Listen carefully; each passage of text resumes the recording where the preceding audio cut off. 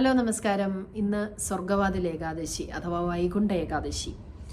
എന്താണ് ഈ സ്വർഗവാതിൽ ഏകാദശി എന്ന് ചോദിച്ചാൽ, ധനുമാസത്തിലെ വെളുത്ത പക്ഷത്തിലാണ് ഈ ഒരു ദിവസം വരുന്നത്. ഇതിനൊരു ഐതിഹ്യവുമുണ്ട്. പണ്ട് കുചേലൻ കൃഷ്ണനെ കാണാൻ വന്നപ്പോൾ കുചേലൻ കുറച്ച് അവല് കൊണ്ടുവന്നിരുന്നു.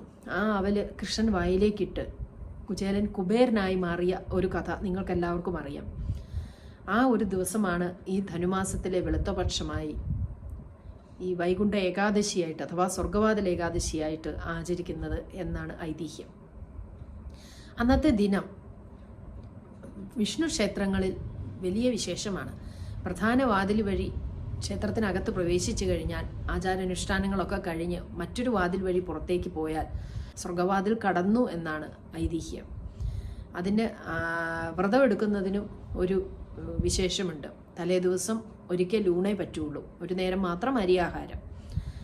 അതുകൂടാതെ ഈ ഏകാദശി ദിവസമാണെങ്കിലും വെള്ള വസ്ത്രം ധരിച്ച് തലയിൽ എണ്ണ തേക്കാതെ കുളി കഴിഞ്ഞ് പകലുറങ്ങാതെ ഈശ്വരനെ ഭജിച്ച് അന്നത്തെ ദിനം വിഷ്ണു സഹസ്രനാമമൊക്കെ ജപിച്ച് അന്നത്തെ ദിനം ഈശ്വരന് വേണ്ടി നമ്മൾ സമർപ്പിക്കേണ്ടതാണ്.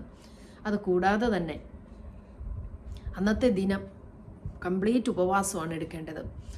വേണമെങ്കിൽ ഇന്നത്തെ കാലത്ത് ഈ ഡയബറ്റിക്കൊക്കെ ഉള്ള ആൾക്കാരാണെങ്കിലും അവർക്ക് ഒരു നേരം മാത്രം എന്തെങ്കിലും അത്യാവശ്യം മധുരമില്ലാത്ത പഴമോ അങ്ങനത്തെ എന്തെങ്കിലും കഴിക്കാം. എന്താണേലും ഈ സ്വർഗവാതിൽ ഏകാദശി അഥവാ വൈകുണ്ഠ ഏകാദശി ഹിന്ദു മതത്തിൽ വളരെ പ്രാധാന്യം അർഹിക്കുന്ന ഒരു ദിവസമാണ്. അപ്പം എല്ലാവർക്കും ഏകാദശി ആശംസകൾ. ഗുരുവായൂരേകാദശി തൊഴുവാൻ പോകുമ്പോൾ വഴികാട്ടുക നാരായണ രൂപം. തളരുമ്പോൾ ആത്മാവാം പശുവേ നിന്നാവിൽ അമൃതം പോലൂറിയിടുക നാരായണ നാമം, ഹരിനാരായണ നാമം. നെയ്യുന്നു പീതാംബരമീ സന്ധ്യകളാവാം, പയ്യെല്ലാം വാർക്കുന്നു പാൽമാധുരമല്ലോ.